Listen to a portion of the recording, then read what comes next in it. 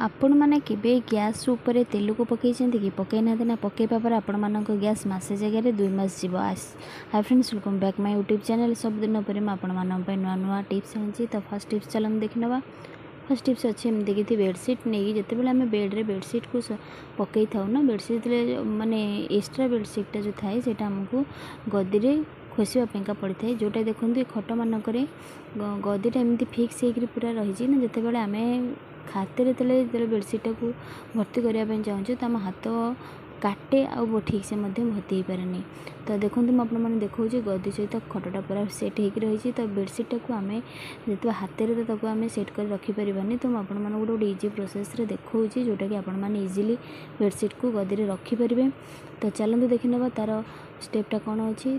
आपण मैंने जो पानी थी निश्चिंत पानी आपण मैंने कौन करेंगे ना, गदी की देहरे आपण मैंने बेडसीट को आराम से सेट करने आपण मानू 5 मिनट भी लगे और हाथ भी आपण मानकर पेन हेनी। तो देखते आपण मैंने हाथ में तो कौन पूरे पारे कारण हाथ सहित काटो आ गदी सहित खटटा पूरा सेट हो रही। तो पानी साहाଯ୍य आपण मैंने देखते केते सुंदर भाव आराम से पूरा गदीटा सहित बेडसीटा पूरा सेट हो रही। तो मुझे आपको देखा कि आपण मैंने जिते बड़े भी बेडसीट को सेट कर तो आपण मैंने गोटे पानी साहाଯ୍य करते देखिए आपण मानू बहुत इजिली आपण मैंने गदी सहित पूरा सेट करने। सेकेंड टिप्स अच्छी कि मिक्सचर ग्राइंडर जार को लेकिन जहाँकि आम मसला बटार यूज करता छोट कपटा बेले बेले कौन हुए ना जो सफा करा तो तादर किसी रही जाए कि आमर जो मझीरे जो अच्छी ग्राइंडर मेसीनटा से पूरा ब्लॉक हो जाए। ब्लॉक हवा द्वारा कौन हम ना आपने तो ठीक से केयर न करेंगे अल्प दिन में से जारटा खराब हो जाए।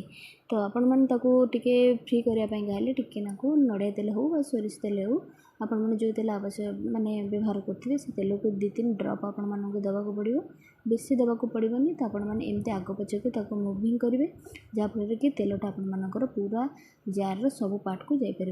तो तापर आपण मानकर देखो आपको बुलेकी देखा के सुंदर फ्लेक्सिबल भाव से बुलूची आपण मानक ग्राइंडर जार मध्य खराब होना।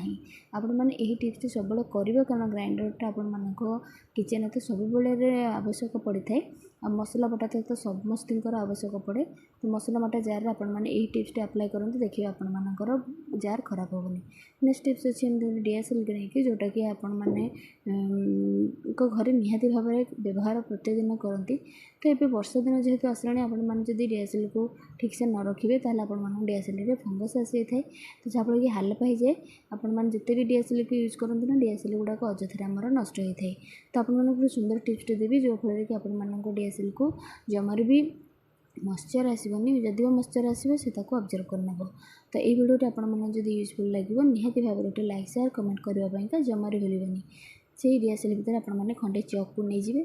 चकटा कौन कर डीएसएल जहाँ भी मॉइस्चर थी सब ऑब्जर्व करने जहाँफल कि आपने सब डीएसएल को गोटे टाइट कंटेनर रखापी चेष्टा करेंगे कारण बाहर एयर रही आपने डीएसएल मारिया असुविधा होता है। आ गोटे जगह आम 10टा डीएसएल मारिया बाध्य होता आ बहुत इरिटेट लगे। तो देखो आज टिप्स आप छोट हेल्ले बहुत बेनिफिट आपको देवा मुझे भावुँ। जदि आपण मैंने मो चैनल नुआ थे प्लीज सब्सक्राइब करेंगे। तो गैस उपर आम नड़िया तेल को कौन पे दवा से आपण मानक आग को देखार अच्छे। तो वीडियो को जमार भी स्किप करेंगे फर्स्ट और लास्ट पर्यंत पूरा देखिए ताहले आपण मैंने जानीपर कि गैस नड़िया तेल को कौन दूसरी। तो आपण मैंने जितेबाला गैस को भलक नीट एंड क्लीन पोछि था तो गैस कौन होता आम तो सफा हो जाए कि नुआ पर से साइनिंग करना था कारण आम ओदा कपड़ार हो आम क्लीन करता। आपन जदि गैस को माने डेली न क्लीन करेंगे तो आपण मानक गैसटा बहुत जल्दी खराब हो जाए।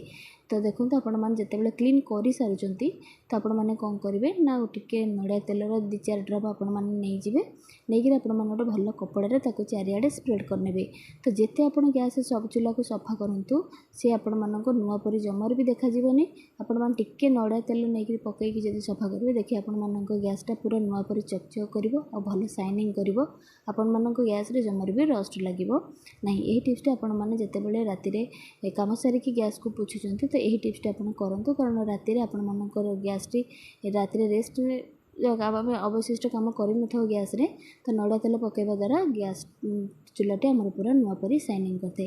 आशा करुँचे आज ये सब टिप्स आपने यूजफुल थो। जदि भल लगे फ्रेंड्स मान सहित शेयर करेंगे जहाँफल कि ये नुआ नुआ टिप्सर फायदा उठे करेंगे। फास्ट और लास्ट पर्यंत वीडियो देखि बहुत बहुत धन्यवाद।